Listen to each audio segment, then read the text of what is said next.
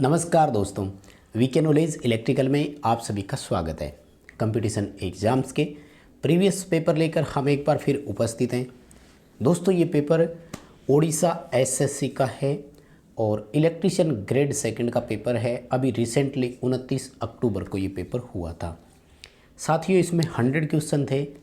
25-25 questions के 3 part हम आपको सॉल्यूशन करवा चुके हैं और आज की इस वीडियो में हम आगे के सभी क्वेश्चंस को कवर अप करेंगे और इस पूरे पेपर को हम सॉल्व करेंगे। आइए, अगर आपने प्रीवियस पेपर अभी तक नहीं देखा तो जाइए प्लेलिस्ट में जाकर उन सभी को भी ज़रूर देखें और आज के क्वेश्चंस को हम आगे बढ़ाते हैं। आगे बढ़ने से पहले आप सभी से मैं निवेदन करूंगा कि प्लीज़ इस वीडियो को लाइक करें, अपने दोस्तों को शेयर करें। आप हमारे चैनल पर नए हो तो चैनल को सब्सक्राइब जरूर करें। दोस्तों डिस्क्रिप्शन में लिंक दिया हुआ है। हमारा एंड्रॉयड ऐप आपने डाउनलोड नहीं किया तो एंड्रॉयड ऐप को भी डाउनलोड कर लीजिए। कमेंट करके ज़रूर बताना आज के इन 25 क्वेश्चन में आपका स्कोर कितना रहा। उम्मीद करता हूँ अच्छी तैयारी आप सभी की चल रही होगी, किसी को कोई दिक्कत वैसे है नहीं। तो आइए ज़रा हम आज के क्वेश्चनों को आगे बढ़ाते हैं। ये लास्ट क्वेश्चन था डीसी जनरेटर वाला। इससे आगे की तरफ हम बढ़ेंगे तो क्वेश्चन आपकी स्क्रीन पर है। थोड़ा और छोटा कर देता हूँ, पूरा दिखाई दे जाए। ये लो क्वेश्चन, सिंपल सा सवाल है। ये पूछ रहा है कि करंट दिया हुआ है लैंप का 0.42 एम्पियर और 240 वोल्ट की सप्लाई है। बताइए इसका पावर कंजप्शन कितना होगा। दोस्तों P बराबर V इंटू आई का फॉर्मूला आपको अप्लाई करना है। 240 इंटू 0.42 कर दीजिए। जैसे मल्टीप्लाई करोगे, कैलकुलेशन करके मिलान करना, आपका उत्तर आएगा 100.8 वाट। कैलकुलेशन करना, कमेंट करके मुझे ज़रूर बताना कि आपका भी आंसर इतना ही आया क्या। एक अच्छा क्वेश्चन आने वाला है आगे, जल्दी वो मैं बताऊंगा। 5S पर आधारित है वो क्वेश्चन। और पहले ये क्वेश्चन आपको मैं पूरा दिखा दूं। ये देखो पूरा दिखाई दे रहा है ना। ये सवाल पूछ रहा है कि भारत में कौन सी संस्था ऐसी है जो अपने जितने भी इलेक्ट्रिकल इक्विपमेंट्स वगैरह होते हैं उन सब का मानकीकरण यानी स्टैंडर्डाइजेशन निर्धारित करती है, उनकी मार्किंग करती है और क्वालिटी सर्टिफिकेट ऑफ गुड्स यानी सामान का क्वालिटी सर्टिफिकेट देती है कि हाँ ये ठीक है। तो भारत में जो संस्था है दोस्तों उसका नाम है BIS। पूरा नाम है ब्यूरो ऑफ इंडियन स्टैंडर्ड। ठीक है। जापानीज़ देखो नाम से ही पता लग रहा है, जापान की है, ब्रिटिश ब्रिटेन की है और अमेरिका की अमेरिका में। ए ऑप्शन है और बहुत ही सिंपल सा क्वेश्चन है, इसमें कोई दिक्कत है ही नहीं। अगला क्वेश्चन देखिए आपकी स्क्रीन पर। विच of the following is the main advantage of stranded conductor over solid conductor. यानी ठोस चालक से तुलना करें तो जो स्ट्रैंडेड चालक होते हैं ना, पतले पतले कई सारे चालक बनाते हैं, जैसे ओवरहेड लाइन में अपने होता है ACSR, तो उसका क्या मुख्य लाभ क्या होता है हमें। देखो मेन लाभ ये है कि तार अगर ठोस होगा ना तो वो ठोस क्या है कि ज़्यादा फ्लेक्सिबल नहीं होता है, उसके टूटने की संभावना उतनी ही अधिक होती है। बी ऑप्शन आप देख रहे हैं बिल्कुल सही है, मोर फ्लेक्सिबल। यानी एक तो स्टैंडर्ड जो है वो लचीले ज़्यादा होंगे, can with stand more bending, ज़्यादा झुकाव को भी सहन कर लेंगे। क्योंकि सीधी सी बात है, जितना ज़्यादा फ्लेक्सिबल होगा उतना ही ज़्यादा बियर कर पाएगा वो बैंड को, मोड़ेंगे तो जल्दी से टूटेगा नहीं। अब आ जाइए दोस्तों अगले क्वेश्चन पर, और ये है वो क्वेश्चन जिसकी मैं चर्चा कर रहा था आपके साथ और मैं कह रहा था कि आपको मैं बताऊँगा। अब देखो ये कह रहा है कि 5S अवधारणा कंसेप्ट जो होती है उसको जापानी टर्म्स में सेट इन ऑर्डर को कैसे दर्शाते हैं। अब बहुत से तो अपने ऐसे होंगे जिनको भारत में 5S का भी पूरा पता नहीं होगा। तो पहले तो दोस्तों इंडिया में 5S में 500 क्या क्या है उनको ज़रूर याद रखो। शॉर्ट, सेट इन ऑर्डर और स्टैंडर्डाइजेशन, साइन और उसके बाद में सस्टेन। ये तो इंडिया में है। अब इनके इक्विवेलेंट जापान में क्या होता है वो आपको याद रखना पड़ेगा। ये जो पूछ रहे हैं आपसे यहाँ पर तो जापान वाला जो है इसको आपको कैसे याद रखना है, मैं आपको यहाँ बराबर एक फ़ोटो दिखा देता हूँ। आप इसको स्क्रीनशॉट लेकर रख सकते हैं और चाहें तो आप इंटरनेट से डाउनलोड भी करें। जापान में जो होता है ना, उसमें सीरी जो है ये नंबर 1 होता है, जो हमारा सबसे पहला होता है शॉर्ट, उसके बराबर है। दूसरा है सेट इन ऑर्डर, इसके बदले जो है इसको सीटोन बोलते हैं। तीसरा जो है वो सीसो है और चौथा जो है ना ये इसका क्या सेक्टेसु बनता है ना, ये है। यानी अगर मैं आपको नंबरिंग के हिसाब से दिखाऊं तो आप फ़ोटो देख ही सकते हैं, सब कुछ फ़ोटो में क्लियर है। भारत में कैसे 5 है, जापान में उनका क्या नाम है। अब भाई हमें तो इंडिया में अगर ये पूछ लेते ना कि सेट इन ऑर्डर इंडिया में 5S कंसेप्ट में कितने नंबर पर आता है, फिर तो मान लेते कि अच्छा क्वेश्चन है। अब इस क्वेश्चन का क्या उचित है मुझे समझ में नहीं आ रहा, क्यों इन्होंने दिया ऐसा। चलिए दोस्तों अगले क्वेश्चन की तरफ चलते हैं। और नेक्स्ट हमारा सवाल है कि what is a protective device for limiting voltage on equipment by discharging और बाईपास सर्ज करंट। देखो सबसे पहले तो प्रोटेक्टिव डिवाइस पूछा है, सुरक्षा युक्ति। तो देखो सीलिंग रोज और सॉकेट तो सुरक्षा युक्ति में आती नहीं है, छोड़ ही दो बचे, एक रिले और एक सर्ज अरेस्टर। तो यहाँ देखो बाईपास सर्ज करंट को बाईपास करेगा तो उसको सर्ज डाइवर्टर या सर्ज अरेस्टर कहा जाता है। बी उत्तर आपका सही हो जाएगा, किसी को कोई प्रॉब्लम नहीं है। अगला क्वेश्चन देखिए, ट्रांसफार्मर की किस वाइंडिंग में क्रॉस सेक्शन एरिया ज़्यादा होगा।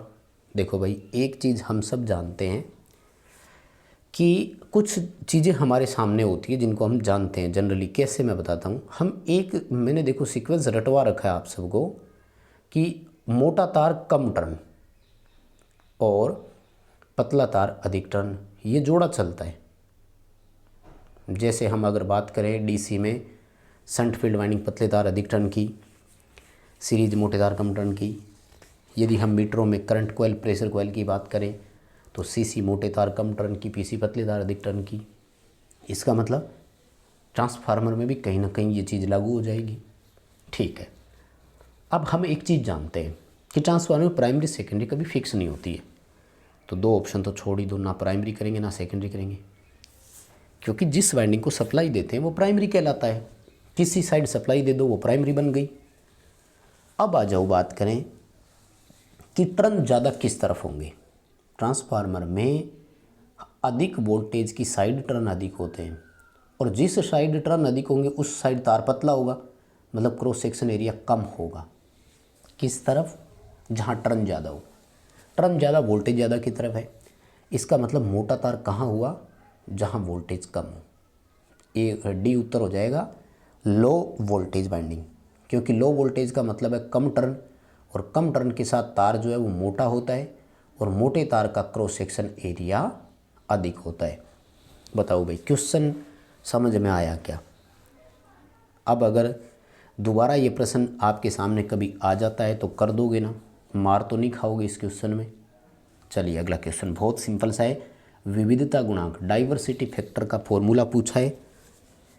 काफ़ी अच्छा क्वेश्चन है, आजकल हर एग्ज़ाम में आता है, मैंने भी कई बार आपको बताया है। रट्टे लगा लो फॉर्मूले की, सी ऑप्शन सही रहेगा। सिस्टम की अधिकतम मांग और सिस्टम से संयोजित भार का अनुपात होता है। ये सिस्टम पर अधिकतम मांग कितनी है और सिस्टम पर संयोजित भार कितना है, इन दोनों का अनुपात है। अगला क्वेश्चन, ग्रेविटी कंट्रोल किसी इंस्ट्रूमेंट में है तो उसको किस पोजीशन में यूज करना चाहिए, वर्टिकल। वर्टिकल का मतलब है ऊर्ध्वाधर पोजीशन।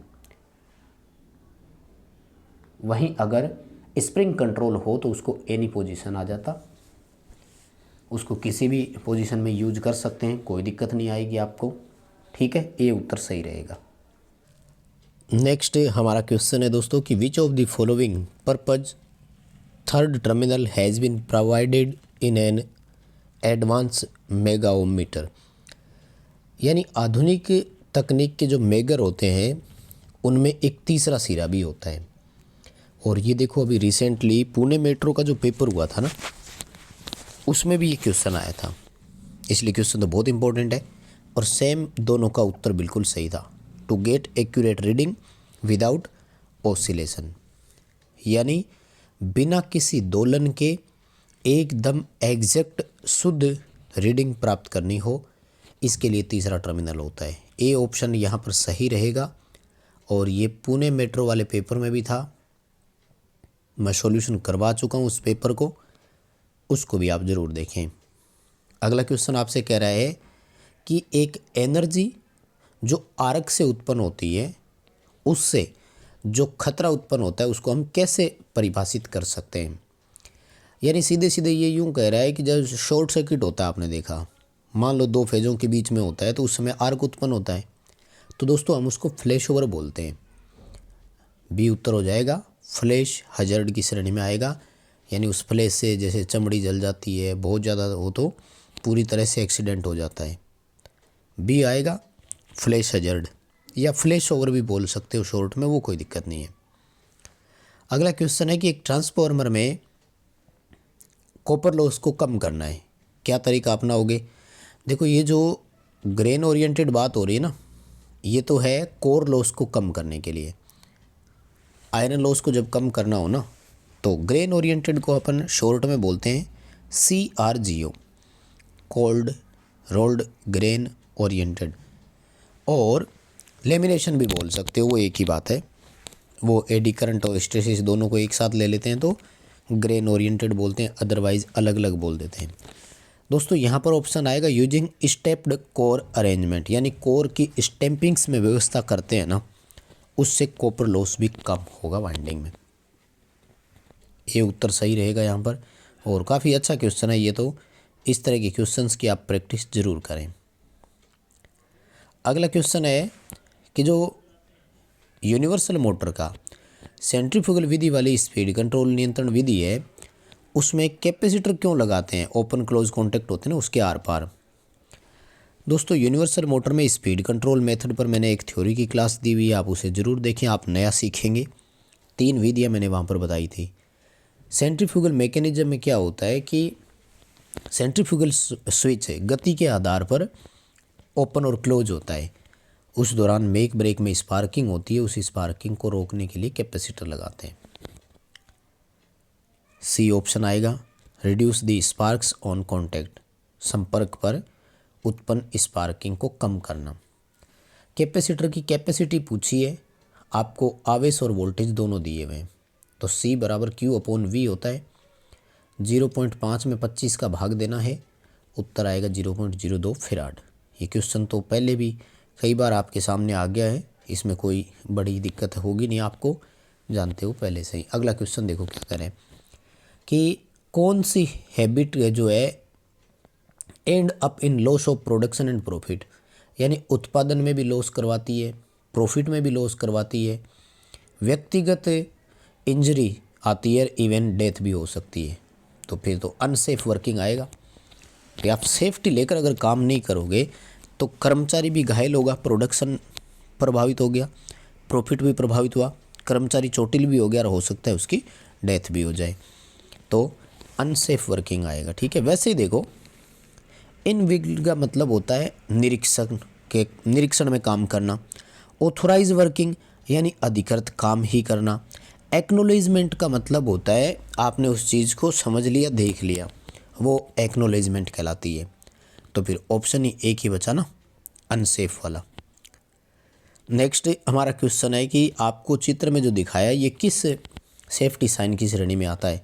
देखो नो स्मोकिंग यानी धूम्रपान नहीं, काम न करने को कह रहे हैं, और जब काम करने को मना करते हैं तो इसको बोलते हैं प्रोहिबिटेड साइन, हिंदी में बोलते हैं निषेधात्मक चिन्ह। ठीक है, वार्निंग साइन में आते हैं, जैसे आगे मोड़ है, ठीक है, चेतावनी वाले इस तरह के होते हैं। इन्फॉर्मेटिक में आ जाएंगे, जैसे फर्स्ट एड हो गया, और मैंडेटरी साइन में वो हो गए जैसे कि ग्लव्स पहने, सेफ्टी बेल्ट का यूज करें। नेक्स्ट हमारा क्वेश्चन है कि वो कौन सा मीटर है जो टोटल एनर्जी एक दिए गए समय में कुल एनर्जी को मापन करता है। तो ऊर्जा मीटर हो गया ना, KWH मीटर, और KWH मीटर जो है वो इंटीग्रेटिंग यंत्र की श्रेणी में आता है। बी उत्तर हो जाएगा, हिंदी में समाकलन यंत्र बोलते हैं। आगे देखो चित्र में आपको वोल्टेज और रेजिस्टेंस दिया हुआ है, करंट पूछा है, तो I बराबर V/R करना है। वोल्टेज 1.5 है और रेजिस्टेंस 1 किलो ओम यानी 1000 ओम है। कैलकुलेशन करोगे तो आपको भी उत्तर पता लग जाएगा और बहुत ही आसान सा है। 0.015 एम्पियर जो है आपका इसका उत्तर हो जाएगा। कैलकुलेशन करके एक बार मिलान ज़रूर कर लेना, आप भी क्रॉस चेक कर लिया करो, कई बार मेरी कैलकुलेशन गलत हो जाती है। अभी रिसेंटली एक फ्रिक्वेंसी और वो किया था मैंने, मोटर की गति मैंने 1200 आरपीएम करवा दिया, जबकि एक्चुअल में उसके 2000 आरपीएम था। काफ़ी बच्चों ने कमेंट किया क्योंकि वो ध्यान से पढ़ते हैं। देखो अगला क्वेश्चन, मापी यंत्र की सुग्राह्यता की इकाई पूछी है तो ओम प्रति वोल्ट होती है। वैसे तो हम किलो ओम प्रति वोल्ट लेते हैं, एक ही बात है, ठीक है। अगला क्वेश्चन है कि इलेक्ट्रिक मेजरिंग इंस्ट्रूमेंट कौन सा है जो अर्थ के दो बिंदुओं के बीच रेजिस्टेंस मापने के काम आता है। अर्थ के दो बिंदुओं के बीच मापा गया प्रतिरोध अर्थ प्रतिरोध कहलाता है और अर्थ रेजिस्टेंस मापने के लिए अर्थ रेजिस्टेंस टेस्टर का ही उपयोग करते हैं। यह है फॉल ऑफ पोटेंशियल, विभव के गिरने के सिद्धांत पर कार्य करता है। तो बस दोस्तों, आज के इस वीडियो में हम इतने ही क्वेश्चन का सॉल्यूशन करेंगे। बाकी बचे हुए क्वेश्चन को नेक्स्ट वीडियो में आपको सॉल्यूशन करवाया जाएगा। वीडियो को लाइक कर देना, दोस्तों को शेयर ज़रूर कर देना। आप हमारे चैनल पर नए हो तो चैनल को सब्सक्राइब ज़रूर कर लेना। कमेंट करके आपका स्कोर मुझे ज़रूर बताना।